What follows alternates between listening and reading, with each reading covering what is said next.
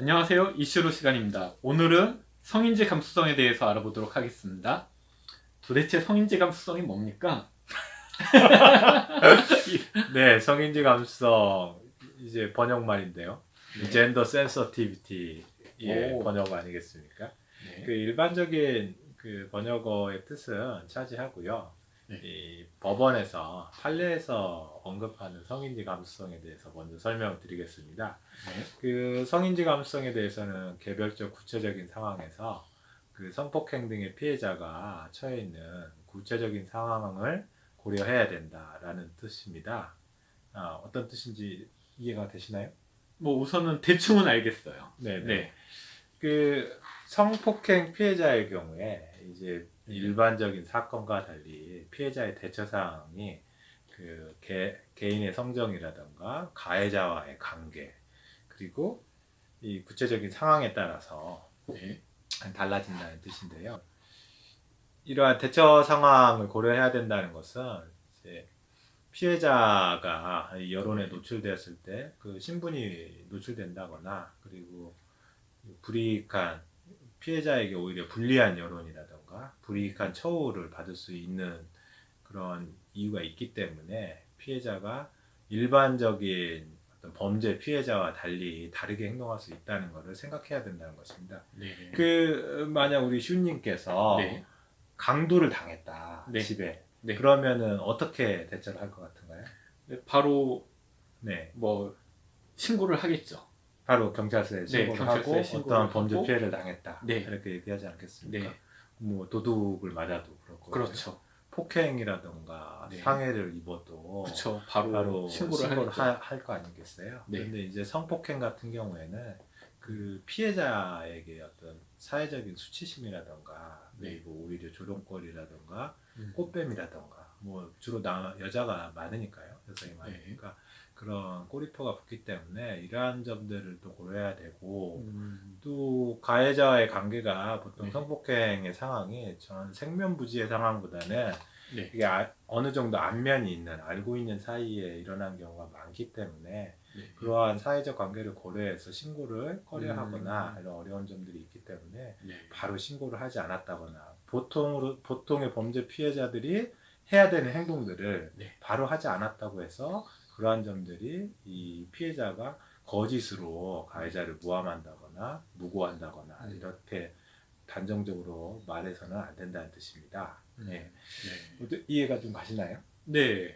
네. 뭐 일반적인 다른 네. 범죄와는 좀 네. 성격이 다르기 때문에 네네네. 피해자의 상황을 좀 고려를 해야 된다. 네네. 이런 걸로 이해는 되네요. 예. 그렇죠. 2018년 4월부터 성인지 감수성이라는 말이 판결문에 등장한 것으로 보입니다. 제가 네. 조사한 바에 따르면. 그런데 이 관련해서 구체적으로 제가 이제 예시를 드리면 한번 네. 말씀해 보세요. 네. 18년에 있었던 이제 대법원 선고 판결 중에서 네. 이 범죄 사실은 강간죄입니다. 밤 23시 30분경에 피해자와 함께 무인 모텔로 들어가서 그 술을 마시다가 피해자의 의사에 반해서 이제 옷을 벗기고 강간을 했다는 내용이 이제 범죄 사실입니다. 뭐 범죄 내용은 간단하죠. 간단하네요. 예, 예. 네. 이러한 사실을 가지고 고소를 했는데 네. 이 1심에서는 무죄가 나왔어요. 네. 무죄 사유를 보면 모텔에 들어가는 과정에서 피해자가 어떠한 외압을 받은 것으로 보이지 않는다. CCTV로 확인한 거죠. 네. 피해자가 이 강간의 범죄가 있었다고 한 그 다음 날 같이 식사를 했었고요. 예. 그리고 네. 또 이 범행의 직후 이제 성행위가 끝난 직후겠죠. 강간의 현재 피의자와 이 피의자와 함께 가정사 문제에 대해서 약 10여 분간 이야기를 나누고 네. 그 강간을 당했다는 그 날에 전 3일간 한 번씩 한 네. 3번 정도를 따로 만난 적이 있고 자주 만나던 예. 사이네요. 그리고 모텔에서 네. 모텔에 들어가기 전에 당시에 이제 남편이 출장을 가 있었는데요. 다른 네. 곳에 출장을 가 있었는데 이 모텔 들어가기 약 30분 전에 남편에게 이제 카카오 메신저를 보낸 적이 있는 것이죠. 그 네. 내용이 어떤 거냐면 곧 졸려서 먼저 자야겠다. 이렇게 네. 메신저를 보냈어요. 네. 그리고 이제 이런 정황에 비추어 봤을 때 네. 과연 그 피해자가 네. 가해자에게 성폭행을 당한 것이 맞느냐라는 음. 어떤 의심이 있어 보인다. 피해자와 가해자가 주고받은 문자 메시지가 있었는데 네. 그 피해자의 휴대폰상에서 문자 메시지가 모두 삭제되어 있었던 것이죠. 아, 피해자의 핸드폰에 문자 예, 메시지가 전부 그렇습니다. 삭제가 돼 있었다. 네, 그런 점들이 네. 있었기 때문에 네. 피해자의 진술만으로 음. 어떤 강간의 혐의가 있다고 보기 어렵다. 이렇게 돼서 1심에서 무죄 판결이 나왔었습니다. 지금 얘기로만 들어봐서는 네네. 네, 저도 무죄인 것 같아요. 지금 네네. 말한 걸로만 보면은 네네. 둘이 무슨 내형 관계라든지 네네. 그래서 남편한테도 속인 거잖아요. 네. 그렇죠? 네네. 속이고서 둘이 모텔에 가서 한밤중에 술을 마시다가 네. 성관계를 했다. 네. 그리고 성관계 하고 난 뒤에도 같이 식사를 하고 뭐 별 문제 없었던 것 같으면은 네네. 진짜 그냥 불륜 관계라든지 네네. 이런 거일 수도 있다고 보이네요. 네, 그렇죠. 이런 1심에 대해서 네. 이제 상급심으로 올라갈수록 이제 다른 의견이 나왔는데요. 특히 네. 이제 성인지 감수성을 거론하면서 아까 좀 전에 말씀드린 거 있잖아요. 피해자의 대처 상황이 네. 다 다를 수 있는데 그 중에서도 가해자와의 관계 그리고 구체적인 정황이나 피해자의 성정에 따라서 대처 내용이 다를 수 있다. 네. 이렇게 나왔는데요. 특히 이제 그 가해자하고 몇 번의 만남을 하고 식사를 했다거나 네. 그 성관계가 끝난 후 그 가해자하고 약 10여 분간 가정사에 대해서 이야기를 했고 네. 또 뭐 당시 담배 피면서 이야기도 하고 뭐 본인이 어떤 생리대에 관해서도 얘기를 하고 있었는데요. 네. 그거에 더해서 그 남편이 이제 출장을 갔다가 돌아왔는데 네. 그 돌아오자마자 어떤 피해 사실을 말하지 않고 한참 얼마 시간이 지난 뒤에 이제 강간을 당했다고 이야기를 한 거예요. 네. 그러니까 이런 점들에 비추어 봐서 1심에서는 이제 혐의가 부족하다라고 해서 무죄가 선고가 됐었습니다. 네. 그런데 네. 이제 상고심에 올라가서 네. 이제 성인지 감수성을 가지고 네. 조금 더 사건을 들여봐야 된다. 네. 들여다봤는데 어떠한 사실들이 나왔냐면요. 이제 물론 이러한 사실들은 이미 1심이나 그 1심에서도 다 전부 나왔던 얘기들 겁니다. 네. 제가 그것까지는 확인하지 못했습니다만 첫 번째는 이 가해자하고 피해자의 남편이 네. 약 30년 정도 오랜 친구 관계였었어요. 네. 그리고 가해자도 이제 그 아내가 있고 해서 부부 동반으로 이렇게 한 번씩 만나가지고 서로 이야기도 하고 가해자의 또 아내와 피해자가 아주 친한 관계에 있었죠. 예. 그런데 이 범행이 일어나기 약 4개월, 5개월 전쯤에 네. 이제 피해자 가족이 다른 곳으로 이사를 가게 되면서 그 연락이 두절됐었어요. 네. 연락은 하지 않았었고 특히 주목할 점은 이 사건이 일어나기 약 3일 전쯤에 이제 그 피해자의 남편이 그 출장을 갔었는데 그 출장 가기 전까지는 이 가해자와 피해자가 단둘이서 한 번도 만난 적이 없었다는 사실이죠.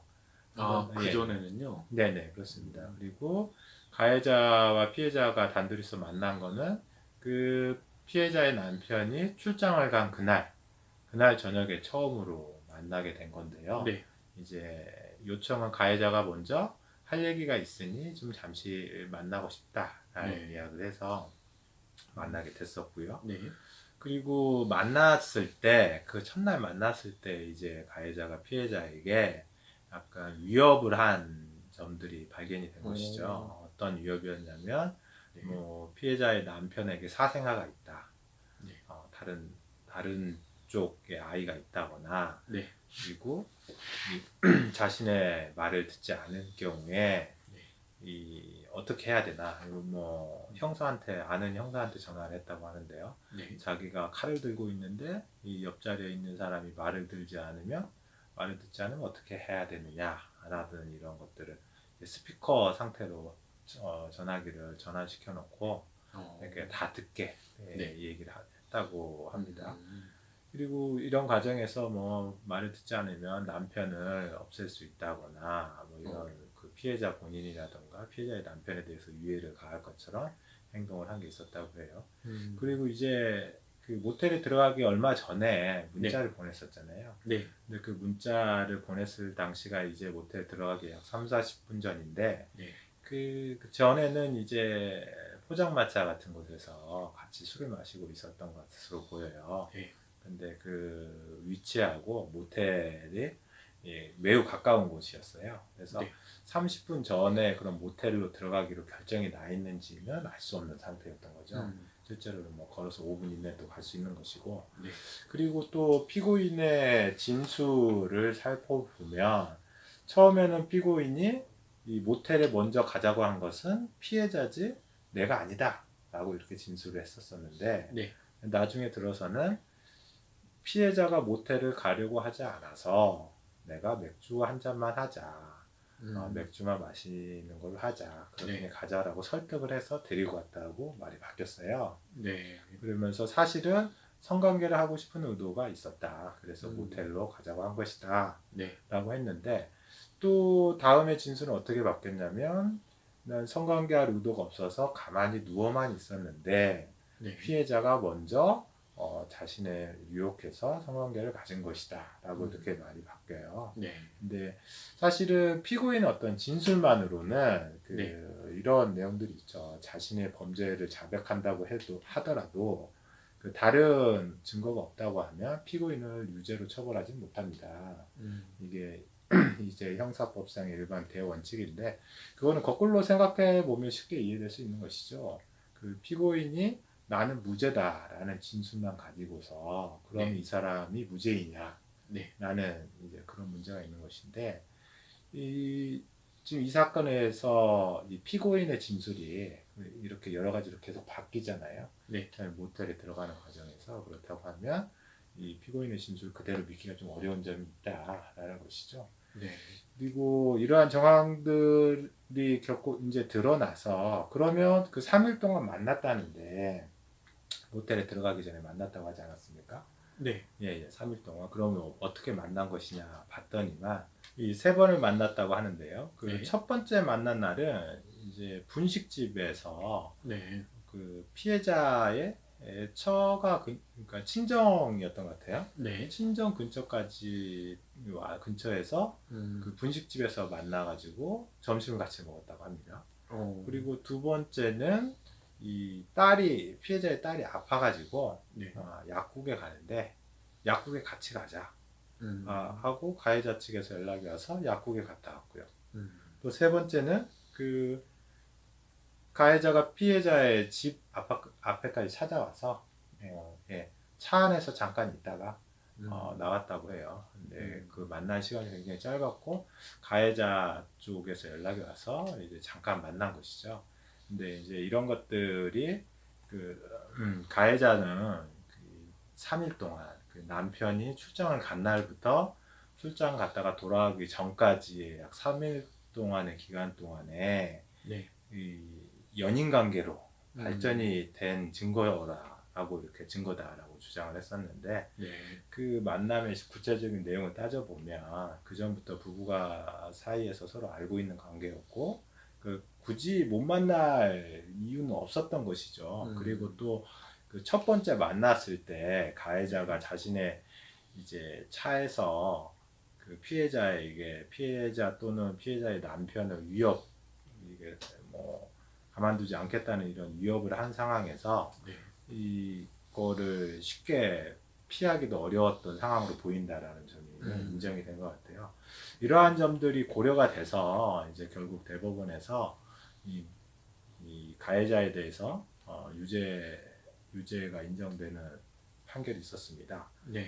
어떠신가요? 이렇게 새로운 사실들이 밝혀졌는데 이러한 점들 들어보면 그 가해자에게 어떤 유죄 혐의가 있다고 생각이 드시나요?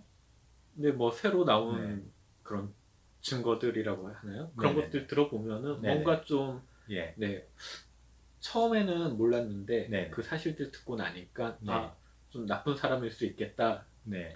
보면 이제 성인지 감수성에서 아까 처음에 말씀드린 대로 그 피해자의 성정이라던가 가해자와의 관계 그리고 구체적인 상황들을 네. 더 자세히 살펴봐야지만 이 음. 성폭행 관련 범죄들에 대해서 알 수 있다. 그래서 막연히 그 최초에 말씀드린 피해자가 그 바로 신고를 하지 않았다거나 그리고 네. 뭐 남편에게 피해 사실을 바로 이야기하지 않고 뭐 조금 늦게 이야기했다거나 네. 이러한 정황들은 그 사회적인 관계라든가 이런 것 때문에 조심스러울 수 있는 부분이니 그것만 가지고서 그렇지 않았다고 그래서 바로 신고를 하지 않고 적극적으로 대처를 하지 못했다고 그래서 네. 이 피해자의 진술의 신빙성이 없다. 그러니까 거짓말을 한다. 이렇게 봐서는 안 된다. 이런 취지의 판결이죠. 네. 그리고 그러한 내용들이 성인지 감수성이라는 말이 나오기 전에도 네. 약 10여 년 이상 전부터 이제 성폭력 범죄에 대해서는 이러한 점들을 충분히 고려해서 판결을 하고 있었는데요. 네. 2018년부터는 정식적으로 대부분 판례에 이런 이야기들이 들어가서 앞으로는 이제 정형화된 네. 이 판결들이 많이 나오지 않을까 생각이 듭니다. 예. 그럼 요즘 인터넷에 보면은 네네. 성인지 감수성에 관해서 얘기를 하면서 네네. 남자들이 무고하게 피해를 입지는 않을까 하고 네네. 우려하는 목소리들이 굉장히 큰 것 같아요. 네네. 그거에 대해서는 어떻게 생각을 하시나요? 아무래도 사실은 유죄였으나 무죄로 선고받았던 네. 이 성폭력 사건에 대해서 네. 더 그 관련 정황이나 이 피해자의 진술의 세세한 면들을 들추어 봐서 네. 이 범인을 잡아내야 된다. 이 범죄 행위를 밝혀야 된다라는 이런 이념이라고나 할까요? 그런 것들이 이제 판례에 네. 적용됨으로써 아무래도 더 많은 그 유죄 선고가 나올 수 있게 됐겠죠. 그런데 문제는 단순히 피해자의 진술만 가지고도 억울한 사람들이 발생할 수 있지 않느냐 이런 생각을 많이 하게 될 것 같아요. 저도 이제 조심을 해야 되지 않나 이런 생각을 하게 되는데요. 실제로 좀 전에 제가 말씀드린 판례 반대편에 서서 그 피의자로 지목된 사람이 억울하게 이제 억울하게 유죄로 몰린 정말 성추행범으로 몰린 사례들이 몇 건이 있었죠. 예. 그 최근에 비근하게는 교사분이었는데 그 학생을 성추행했다라는 이유를 가지고 교육인권위원회에서 교사분에 대해서 정직 처분을 내리고 또 결국 그러다 보니 심각하게 어떤 학교에서도 파렴치범으로 몰렸을 것이고 고통을 이기지 못해서 자살한 사건이 있지 않았습니까? 교육위원회에서의 어떤 정직 처분이 큰 비극을 초래했는데요. 나중에는 또 결국은 이 진정을 했었던 학생들도 이 다른 어떤 수업이나 자율학습 과정에서의 불만 사항이 있어서 이러한 행위를 이제 그 당시 선생님께서 교사분이 그 학생이 다리를 떨고 있어서 다리 떨지 말아라고 하면서 무릎을 주물렀다고 표현을 해가지고 경찰에서는 이제 무혐의 처분을 받았었지만 교육위원회에서 정직 처분을 풀어주지 않아서 그 과정에서 결국은 자살을 하게 된 사건도 있었고요. 또 유사하게는 이제 뭐 박진성 시인이 많이 이제 인터넷이나 거론이 많이 되고 있지 않습니까? 박진성 시인 같은 경우에는 또 마찬가지로 성추행을 당했다라는 이야기들이 인터넷에서 이제 허위 사실이 유포돼가지고 그 검찰에서 무혐의 처분을 받았지만 이미 사회적인 명예가 실추되고 그 시집을 출간한 출판사에서도 뭐 판매 중지를 하고 이러면서 그 스스로도 자살 기도까지 할 정도로 굉장히 많은 피해가 있었죠. 좀 전에 이런 사건들 비교해 보면 어떤 진실을 가리기 위해서 한쪽에서는 억울하게 피의자를 몰리고 또 한쪽에서는 피해자가 자신의 피해를 밝히지 못해서 죽음으로써 호소하면서 결국은 비극적인 상황이 초래되는 경우가 많은데 참 어려운 문제 같아요. 성인지 감수성이라 날카로운 이제 과거에 단순히 뚝딱뚝딱 그 망치처럼 둔감하게 사건을 네. 처리해서 이거는 피해자의 진술 자체가 믿을 수 없어. 그러면 신빙성이 없고 결국은 증거가 없다. 그러면 다 무죄다. 라고 하다 보니까 네. 정말로 이 처벌받아야 돼. 이 성범죄자들이 처벌받지 못하는 경우가 생겨서 네. 그 어려운 점이 있었는데 그만큼 또 다시 어떤 이러한 성인지 감수성을 이용해서 특정한 사람을 어떤 사회적으로 공경에 처하게 하고 사실상 이렇게 생매장시키는 그런 결과까지도 나올 수 있는 점에서 굉장히 양날의 칼이고 그 매우 날카로운 네. 그 수술용 메스 같은 그런 도구가 되지 않았나 싶습니다. 네, 그러면 지금까지 성인지 감수성에 대해서 알아봤는데 네네. 네, 성인지 감수성이 앞으로 판결에 굉장히 큰 영향을 미칠까요? 앞으로의 모든 앞으로 예. 네, 사건에 대해서.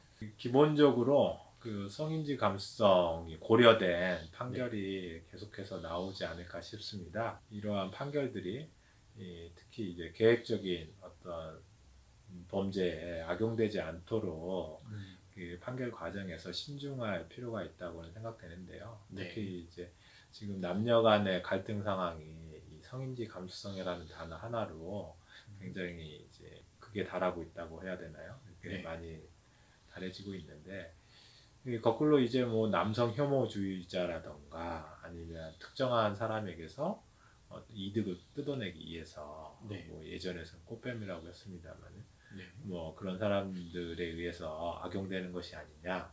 그 남성들은 이제 그저 당할 수밖에 없는 게 아니냐 이런 우려가 많은 것으로 생각이 됩니다. 네. 한편에서는 이런 일리 있는 얘기도 하고 또 뭐 펜스 룰이라고 하잖아요. 네. 처음부터 여성과의 어떤 만남을 차단하고 그러한 것들이 방법으로 삼아야 된다는 얘기들도 많은데 지금 법원에서 나오는 판결들을 바라보면 물론 과거보다 더 이제 유죄의 심증을 많이 가질 수 있는 상황이긴 합니다만 아무것도 없는 백지 상태에서 진술만 가지고 아직 그 유죄를 인정하고 있지는 않은 것으로 보여요. 네. 특히 이제 이번에 안희정 그 지사의 그 사건에서 2심 재판부가 성폭력 전담 재판부로 알고 있는데 유죄를 인정했습니다만 또 다른 사건에서 해당 재판부에서 심리한 또 다른 사건에서는 그 60대 남성에게 성추행 당했다는 그 청소년의 어떤 성폭행 사건에서 그 무죄 판결을 했었단 말이죠. 그 판결 내용이나 해당 재판 사건 같은 경우는 아직 심리가 진행 중이기 때문에 제가 판결의 전문이라던가 관련 기록들을 뭐 확인하지 못했으니까 알 수 없습니다만은 일단은 무조건 성인지 감수성 잣대를 들이댄다고 해서 반드시 유죄의 판결로 나오는 건 아니고 그리고 또 그런 점들이 있기 때문에 뭐 앞으로 지켜봐야겠습니다. 근데 그 악용되는 일이 없도록 조심해서 판단하고 또 심사숙고하는 자리가 되지 않나 싶습니다. 그리고 개인적으로는 비단 이런 성폭행 사건뿐만 아니라 다른 개개의 어떤 범죄 특성에 맞는 많은 범죄들이 있는데요. 그렇죠. 그 범죄마다 실제로는 그 특수한 사정들이 있지 않겠습니까? 그렇죠. 그러한 사정들을 좀 더 자세히 뭐 심리학적으로라든가 전후 정황들을 살펴봤을 때 유죄로 인정될 수 있는 사안들 아니면 또 그 피고인이든 피해자든 간에 그 무죄로 또 피고인이 무죄로 볼 수 있는 사안들을 또 구체적으로 심리할 수 있는 상황이 된다면 그 억울한 사람을 줄일 수 있을 것이고 실제로 죄를 짓지 않아서 억울한 사람 그런 사람도 줄일 수 있고 또 분명히 저 범죄로 인해서 피해를 입었는데 처벌받지 않는 범죄자들 때문에 억울해하는 사람들 그 사람들의 피해도 줄일 수 있는 현명한 해결책이 됐으면 합니다. 네, 꼭 그렇게 됐으면 좋겠네요.